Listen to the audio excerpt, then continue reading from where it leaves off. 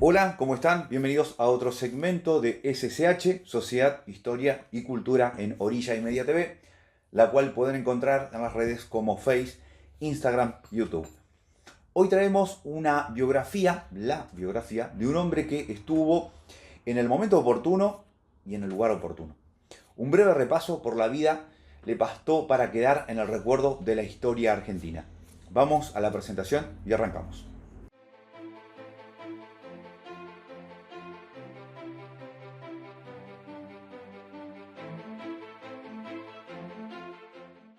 Hoy, 1 de mayo, se conmemoran tres fechas, del cual una tiene una connotación social muy fuerte y las otras dos están emparentadas en su fin. El Día del Trabajador, que a todo esto por supuesto saludamos a todos los compañeros, compañeras trabajadores en su día. Se lleva todas las improntas discursivas, activistas en todo el mundo, porque la lucha de la clase obrera por un mundo más justo, más digno, más equilibrado, está en un momento de mucha zozobra ante un avance muy marcado de los grupos concentrados de poder para voltear derechos laborales conquistados. Las otras dos, más locales, el 1 de mayo, recordando el pronunciamiento de Urquiza en 1852 y la sanción de la Constitución al año siguiente, también un 1 de mayo, pero de 1853. Tenemos a este santafesino, como dijimos, estuvo en el momento y en el lugar oportuno. Como artífice de estas dos fechas, junto a un Justo José de Urquiza, en los momentos más lúcidos e importantes. Después, con los años, Urquiza tomaría otros caminos donde termina entregando el federalismo que había jurado sostener y por supuesto su muerte en manos de su propia gente que se sintió muy traicionado. Pero esa es otra historia. Juan Francisco Seguí, aparte de estar en el momento y lugar oportuno, deja el legado del nombre de un pueblo en Entre Ríos. Efectivamente, Seguí lleva el nombre de nuestro protagonista en honor a él. Nombre de calles. Padre de Malvina Seguí, la cual se va a casar con Luis Clavarino y juntos construyen una magnífica residencia en Gualeguaychú, el cual con el tiempo va a dar origen al colegio secundario Luis Clavarino. Y por supuesto, nombres de escuelas, como por ejemplo la número 36 en el departamento Gualeguay, que este año cumple su centenario, y es el origen de este video. El amigo Ramón Velázquez, docente, director de la escuela mencionada, me comenta hace un tiempo de este festejo y me propone, si es posible, investigar sobre el nombre de la escuela, Juan Francisco Seguí. Y es ahí donde comenzamos a desandar la historia de nuestro protagonista. En videos anteriores, investigando los nombres de las escuelas, decíamos que en internet muchas veces se encuentra material y a veces no. Pero en este caso es bastante sencillo encontrar información. Tal es así que en la página de Wikipedia hay una entrevista a Noelia Ochoa, profesora de historia en Gualeguaychú, donde se puede leer una interesante síntesis de quién fue Juan Francisco Seguí. A través de un taller de investigación del Instituto Sede Sapiens, Noelia realizó este trabajo y parte de esa información está en esa página web.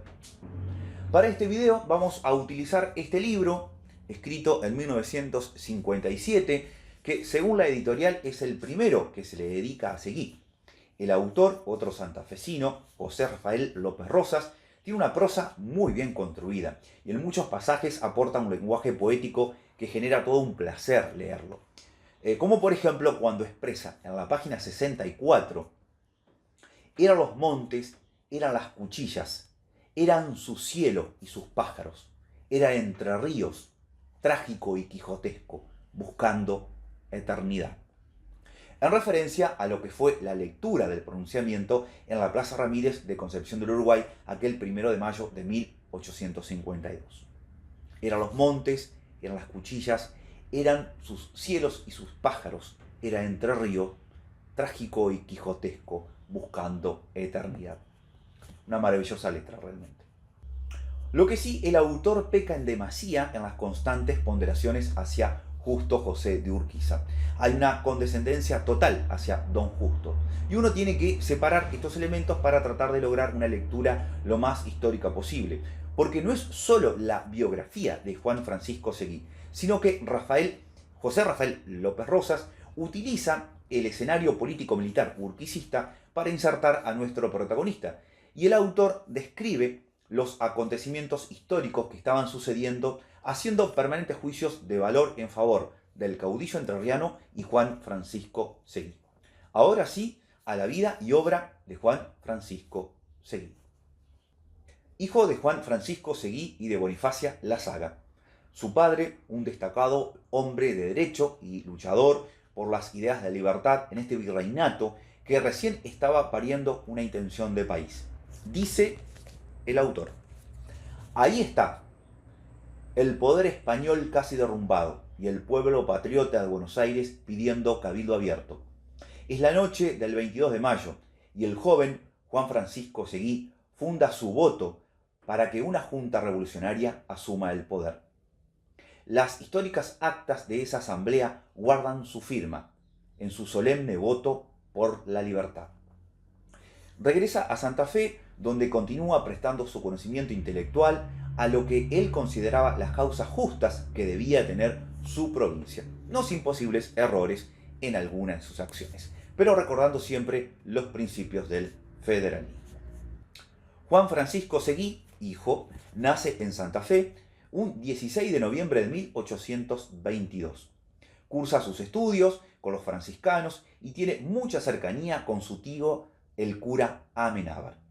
A la edad de 14 años se traslada a Buenos Aires para proseguir los estudios en el colegio que los jesuitas de San Ignacio mantenían en la metrópoli, donde estudia por 7 años.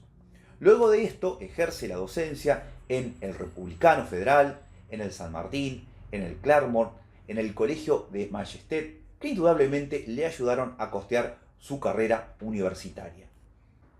Por estos años conoce a Benjamín Victoria, a Miguel Navarro Viola y traba amistad con un núcleo de jóvenes poetas, con quienes se reúne a veces en la botica de don Santiago Torres o en la trastienda de la mercería de Infiestas, frente al colegio, o en la librería del Ñato Ortiz, en la calle Potosí, a media cuadra de San Francisco.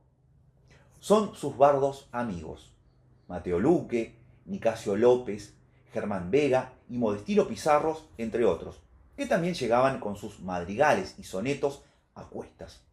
Con motivo de sus tareas docentes, tiene como alumno a Lucio B. Mansilla, autor del libro Una excursión a los indios ranqueles, quienes en sus retratos y recuerdos describe a nuestro personaje de la siguiente manera. Era Seguí un hombre delgado, alto, flexible, ágil, tenía el rostro pálido, a veces era de una palidez letal, los ojos negros, vivos, largas las pestañas, pobladas las cejas, la boca mundana, soltados los pómulos, como era osado, gruesos y blancos sus dientes, poco bigote, poca patilla, negro y lacio el cabello que sacudía al conversar, como queriendo que no oprimieran su frente, despejada, lisa y recta. Las crenchas indisciplinadas, como él, que adornaban todo el óvalo de su cara, caracterizada por una nariz de caballete, torcida visiblemente en la punta hacia el lado del corazón. Juan Francisco Seguí crece intelectualmente bajo el gobierno de Rosas, al cual no tiene mucha simpatía. Del gobierno de Rosas se ha dicho: popular su gobierno, popular su cultura. Mientras tanto, Juan Francisco Seguí prosigue sus estudios y labor docente con la sola idea de graduarse en doctor en Derecho. En 1948, con 26 años, Seguí escribe unos versos laudatorios al general Urquiza y otras composiciones menores.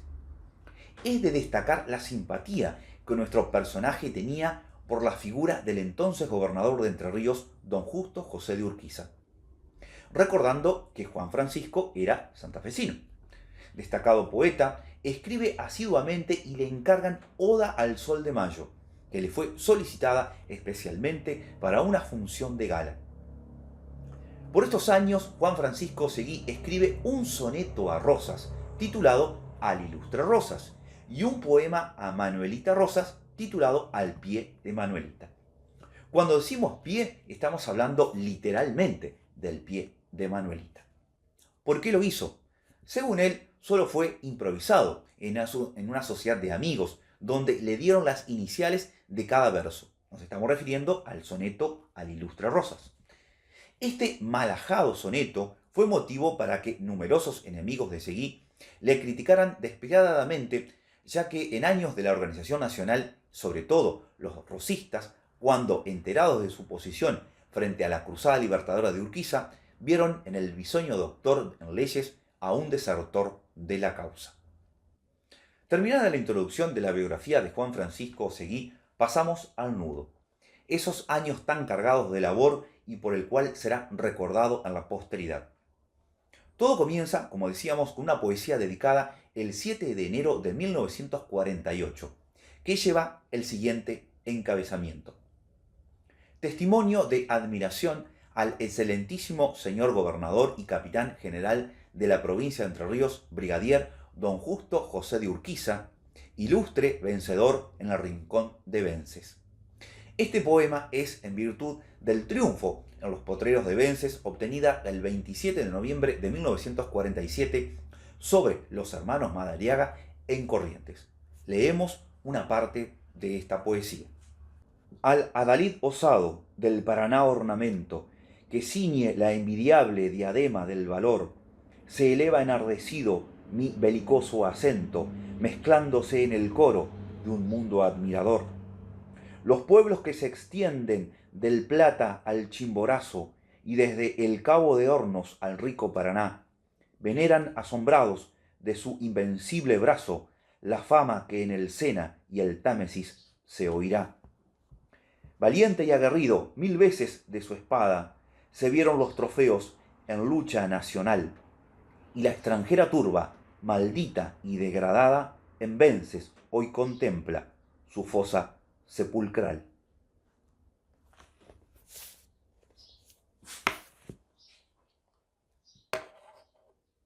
Creemos que este ha sido quizás el primer punto de contacto entre Urquiza y Seguí, pues en muy poco tiempo la Oda a Vences llegó a manos del gobernador de Entre Ríos.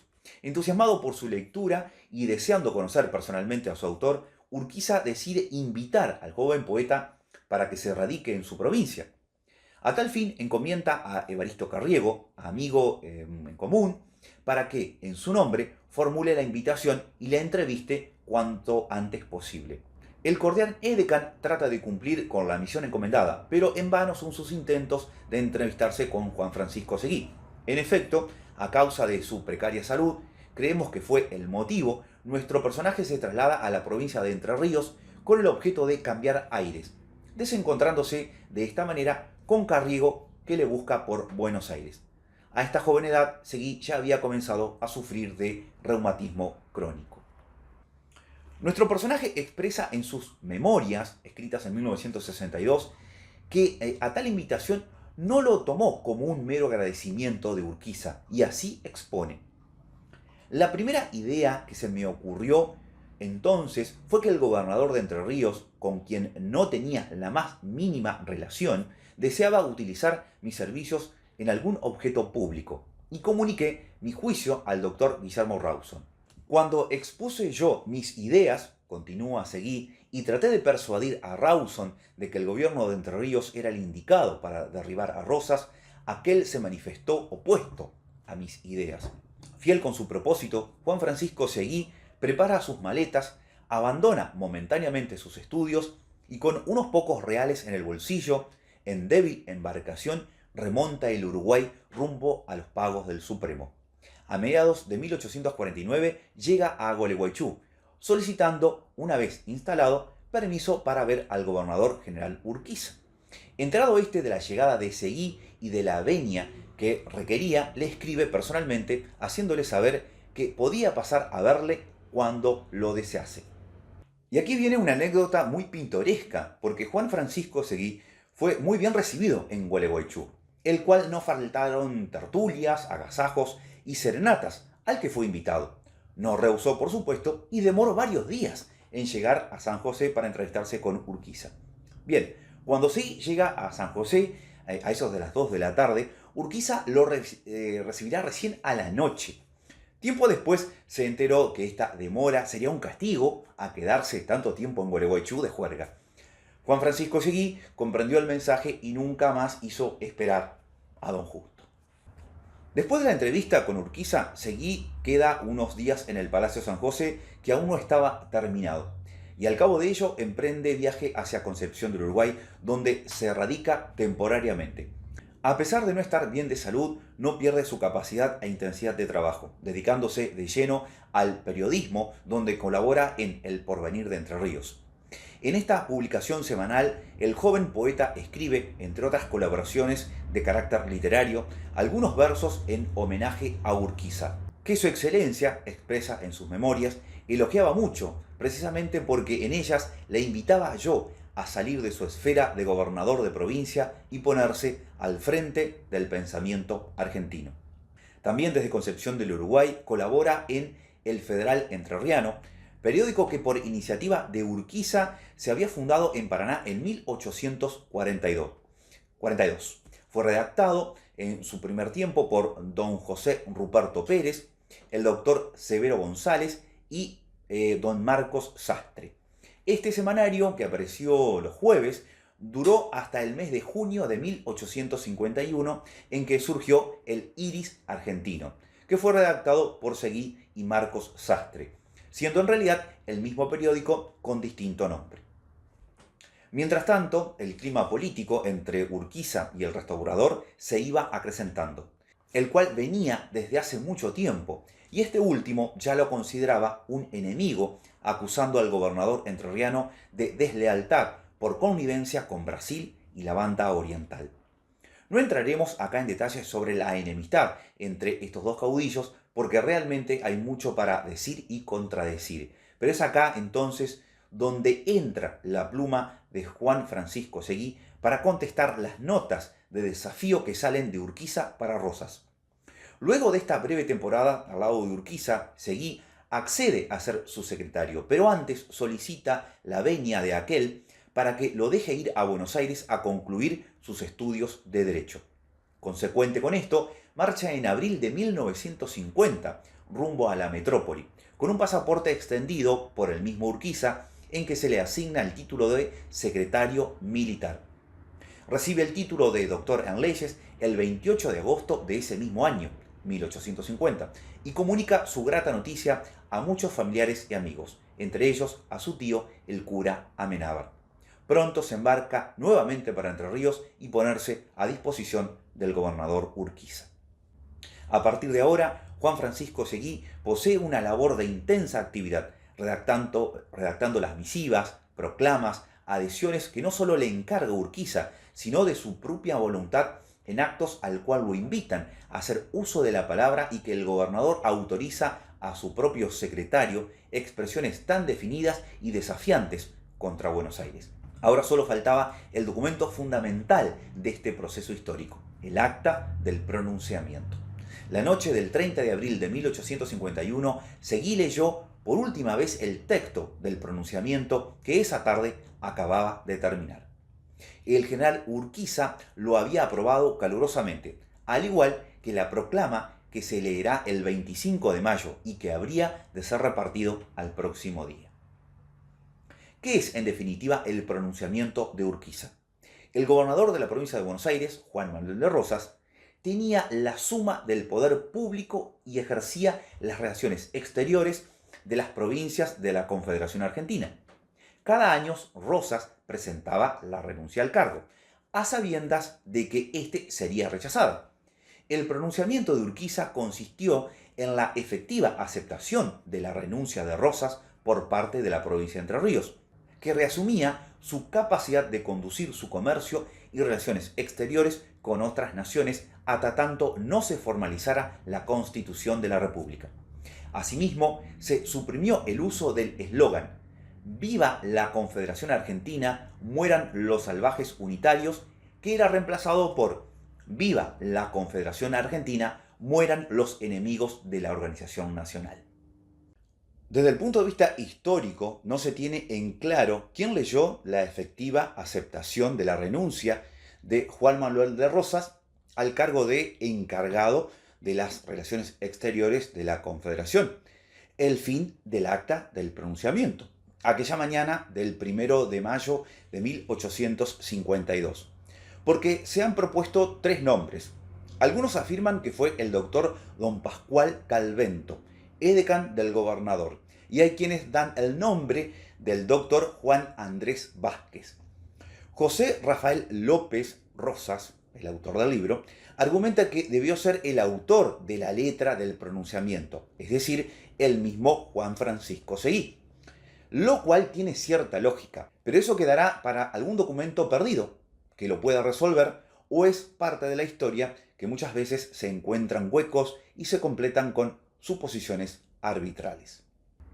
José Rafael López Rosas describe las actividades y pormenores hasta la batalla de Caseros el 3 de febrero de 1852, con el triunfo de Urquiza sobre Rosas y el rol importantísimo de Juan Francisco Seguí como secretario de Urquiza, e incluso en sus memorias escribe Seguí: no tengo que legar a mis hijos sino el inestimable honor de haber acompañado a su excelencia en un grito inmortal contra Rosas y de haber estado al lado de usted, admirando su rostro radiante de libertador en la mañana espléndida del 3 de febrero, hasta llorar de entusiasmo, viéndole recoger la gloria más pura de la historia argentina, viendo cómo ese hecho inolvidable y el decreto de mayo que ordenó la promulgación y juramento del Código Nacional compensan ante el juicio de las naciones del universo todos nuestros errores y los de nuestros padres.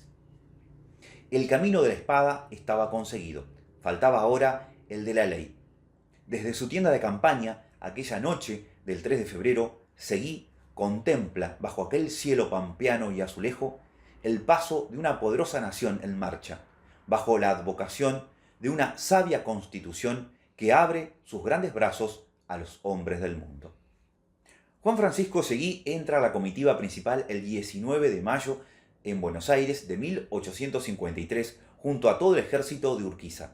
Las semanas posteriores a la llegada de las tropas a Buenos Aires son, quizás, los días más felices de Juan Francisco Seguí. Se reúne con sus viejos camaradas del Colegio Claremont y de la universidad, visitas a sus preceptores de latinidad en el Colegio de San Ignacio y recorre con amorosa dilectación las calles de esa ciudad que le llena de recuerdos.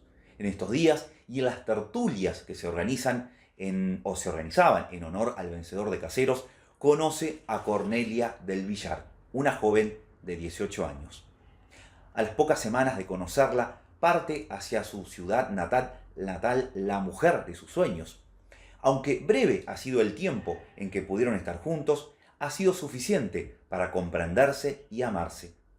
Antes de embarcar hacia Gualeguaychú, Seguí le da palabra de casamiento. Desde la borda del bergantín que se aleja, Cornelia agita su mano. Su figura, envuelta por el cielo y el río, adquiere los contornos de una coloreada miniatura renacentista.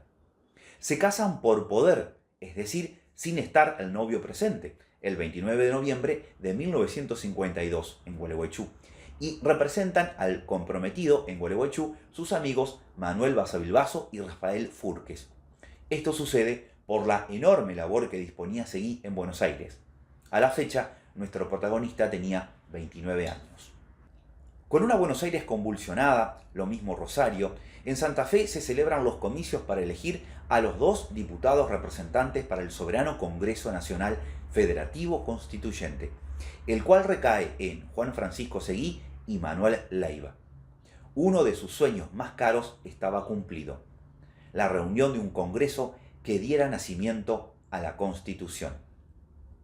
José Rafael López Rosas describe la llegada de los constituyentes ante una Santa Fe que estaba convulsionada ante el incesante trajinar de ser la ciudad anfitriona de tan magno acontecimiento. Terminados los problemas del Cabildo, comienzan a llegar entre octubre y noviembre los primeros constituyentes. Hay entre ellos enlevitados señores de almidonada camisa, amplia patilla o cuidado afeite, descendientes de las más tradicionales familias del Río de la Plata, de sólida cultura y finos ademanes.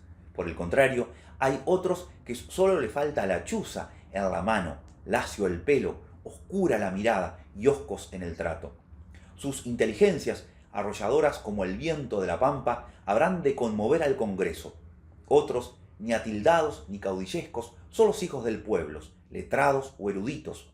Traen en sus rostros las huellas dolorosas de la tiranía. Completando el cuadro, llegan guerreros y frailes, hombres que descienden de sus potros de peleas o acaban de dejar la soledad del claustro. Curas y montoneros que vienen desde los 4 puntos cardinales de la patria para poner el hombro en la obra de la organización nacional.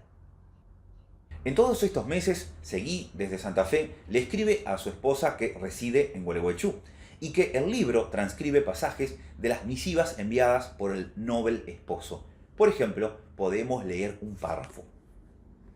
Si supieras la aglomeración de trabajo, comprenderías el interés, la pasión decidida, el amor entusiasta que es preciso tener para escribirte tan larga carta y tan pronto. Las sesiones del Congreso tienen lugar todas las noches desde las 7 hasta las 12. Además de un diputado como todos, soy también secretario nombrado por ellos en unión con otros. Y como no hay taquígrafos ni redactores, nosotros desempeñamos la inmensa tarea de redactar todos los discursos que se pronuncian, incluso los propios, sin más auxilio que la mucha o poca inteligencia y memoria que tenemos. Y esto todos los días en las horas en que no hay sesión.